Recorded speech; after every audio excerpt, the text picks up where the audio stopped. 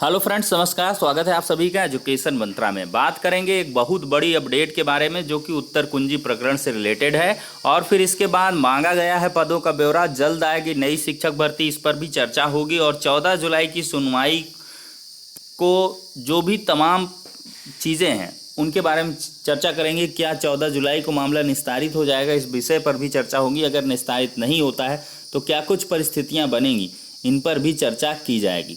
तो चलिए video session को यहीं पर स्टार्ट करते हैं और बात करते हैं उत्तर कुंजी प्रकरण को लेकर।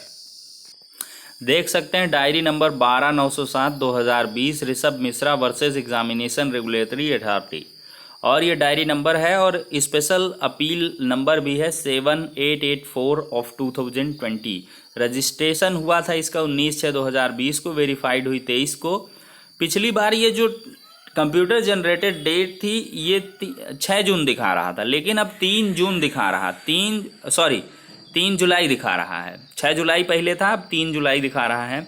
और स्पेशल बेंच में ये मामला लिस्टेड हुआ है। समर वैकेशन में जो स्पेशल बेंच होती है उसमें ये मामला जो है लिस्टेड हो गया है।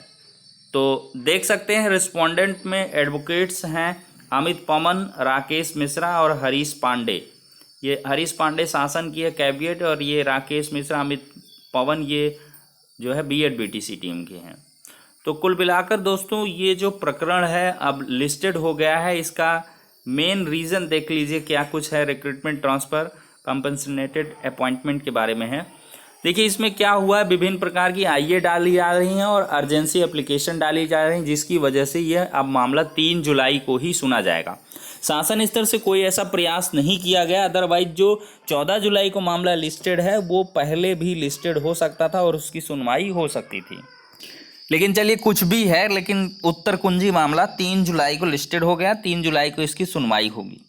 अब देखिए परिस्थितियां क्या बनेंगी। बहुत सारे अभ्यर्थियों का ये प्रश्न है कि सर ये याचिका खारिज हो जाएगी या क्या कुछ होगा। देखिए खारिज के संबंध में तो अभी नहीं कुछ कहा जा सकता है, क्योंकि जो अमिता त्रिपाठी वाली याचिका थी वो अलग प्रकार से थी और डिवीजन बेंच के आदेश को उसको चुनौती दे दी गई थी। लेकिन जो मेन ऑर्डर डिलीवर हुआ वो ये क्या हुआ था, ऋषभ मिश्रा वाले में हुआ था।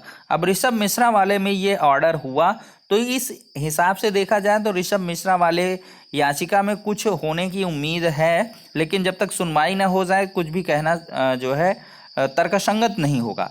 तो देखिए 3 जुलाई को सुनवाई होगी और इसमें पीएनपी के द्वारा जो भी विवादित प्रश्नों को लेकर चीज़ें हुई हैं उनके अकॉर्डिंग इसमें बहस देखने के लिए मिलेगी। अब देख लीजिए कितना इम्पॉर्टेंट चीज़ है कि अगर कल सॉलिसिटर जनरल तुषार मेहता जी का जो टाइम स्पैम है अगर वो ना बढ़ाया जाता तो एक समस्या खड़ी हो सकती थी। तो 3 जुलाई को अवश्य ही आपको तुषार मेहता जी देखने के लिए मिलेंगे। सुप्रीम कोर्ट में पैरवी करेंगे, पक्ष रखेंगे और अच्छी खासी आपको बहस देखने के लिए मिल सकती है। बचाव करेंगे 69,000 शिक्षक भर्ती का। अब किसी प्रकार का कोई भी परिवर्तन ना हो। शासन की भी यही मनसा है कि जो मतलब लिस्ट जारी हो गई है अब किसी प्रकार का कोई भी फेरबदल ना हो। तो देखते हैं क्या कुछ होता है दोस्तों, उसके बारे में आपको अपडेट प्रोवाइड कर दी जाएगी।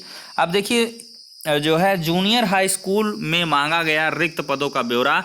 शिक्षा निदेशक बेसिक डॉक्टर सर्वेंद्र विक्रम बहादुर सिंह ने मंडलीय सहायक शिक्षा निदेशक बेसिक को पत्र जारी कर अशासकीय सहायता प्राप्त जूनियर हाई स्कूल में रिक्त पदों का ब्यौरा मांगा है। इससे पहले भी निदेशक की ओर से इस बाबत पत्र जारी किया गया था, लेकिन तमाम जगहों से रिक्त पदों के बारे में आधी अधूरी जानकारी भेजी गई थी। मोस्ट वांटेड चंद्रमा की तलाश में कौशाम्बी में छापेमारी हुई है और एक बड़ी अपडेट कही जा सकती है। देखिए 2410 स्कूलों से नहीं भेजा गया है अधियाचन। पाठ्यक्रम तय होने का इंतजार रहेगा। एडेड जूनियर शिक्षक भर्ती चयन प्रक्रिया पाठ्यक्रम क्या होगा, परीक्षा OMR बेस्ड होगी, आती लघुत्तरीय प्रश्न पूछे जाएंगे। इसके अलावा भर्ती में चयन प्रक्रिया ठीक वैसे ही हो सकती है जिस प्रकार चयन बोर्ड एडेड माध्यमिक कॉलेजों में अपनाता है। ज्ञात हो कि स्कूल में जिस विषय का खाली पद होगा है उस अधियाचन के अनुरूप रिजल्ट बनेगा। लेकिन अब देखते हैं क्या कुछ होगा इसमें। जो है अभी जो है 20 जून 2020 तक 2410 स्कूलों से रिक्त पदों का ब्यौरा ना मिलने पर यह कार्रवाई की गई है। तो जैसे ही रिक्त पदों का ब्यौरा मिल जाएगा वैसे ही भर्ती देखने के लिए मिलेगी और जो स्थितियां हैं वो भी स्पष्ट हो जाएंगी क्या कुछ होने वाला है। तो फिलहाल के लिए ये कुछ अपडेट्स थी जो 69,000 शिक्षक भर्ती से जुड़ी हुई थी और साथ ही साथ जो है पदों के ब्यौरे से संबंधित थी। अब देखिए 14 जुलाई को सुनवाई में मामला निस्तारित हो जाएगा कि नहीं, तो देखिए निस्तारित हो जाएगा, इसकी पूरी गारंटी नहीं है चूँकि अभी पूरी सुनवाई शेष है, और निस्तारित नहीं होगा तो नज़दीक की ही डेट होगी, इसके लिए आप लोग परेशान ना होइए, बहुत लंबी डेट नहीं होगी। और हाँ, जो वैकेंट सीट हैं या जो कह लें कि होल्ड किए गए पद हैं, उनको होल्ड करके कभी भर्ती प्रक्रिया गतिमान नहीं की जाएगी, अवश्य ही पूरे पदों पर ही भर्ती प्रक्रिया आपको देखने के लिए मिलेगी। तो ये कुछ अपडेट्स थी, चलिए अब नेक्स्ट वीडियो में मिलेंगे।